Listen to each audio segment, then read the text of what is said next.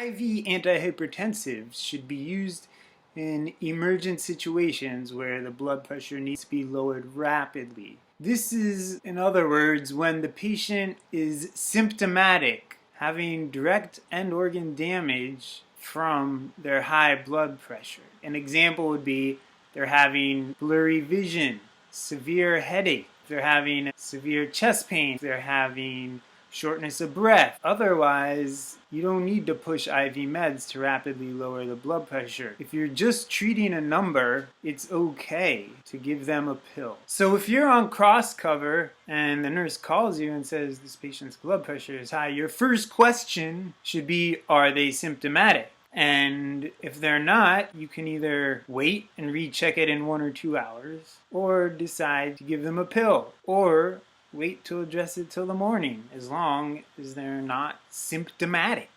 IV medications have rapid onset, but they also wear off rapidly. So if you really are just trying to treat a number, it'll drop the blood pressure for maybe 2 hours and wear off, and then you'll be right back where you started, with a high number again.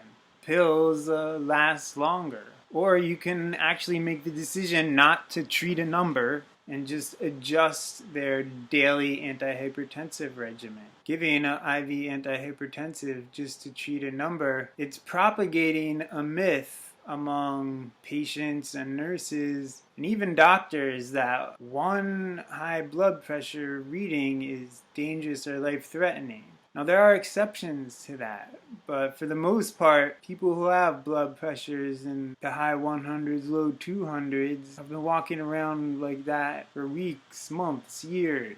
Another problem is if they do have a high blood pressure and then they respond with a significant decrease in the blood pressure, you may drop their blood pressure so low that they stroke out, and large swings in blood pressure from high to low to high is more dangerous than just having stably elevated blood pressure. Reasons why I disagree with having antihypertensives PRN is that the doctor may not find out, or may not find out till the next morning when they review the administered medications overnight. The nurse doesn't call cross cover. Doctor doesn't analyze that specific scenario, what's going on, and they may make another decision. They may say, yeah, it's above 180, but this is their trend. You don't have to push IV hydralazine. I would rather it not be ordered PRN, then the nurse calls and tells you there's a high blood pressure, and then the covering doctor will make a note overnight to the daytime doctor, look, address this high blood pressure. 2, the covering doctor may say, yeah, it's high, but it's okay, just let it ride.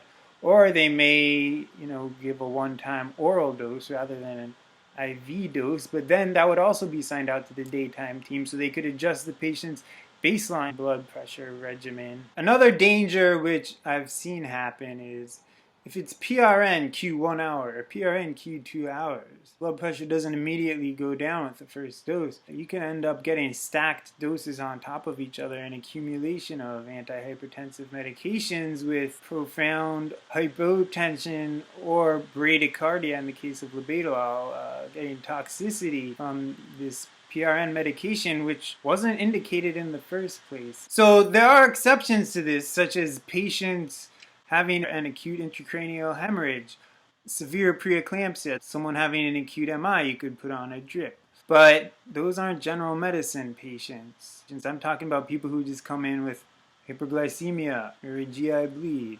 It's completely inappropriate for them. So in summary, treat symptoms, not a number, and try to use antihypertensive the patient's is already on, or adjust their daily blood pressure regimen. Also, use pills. They have slower onset, more stable therapeutic levels, and last longer.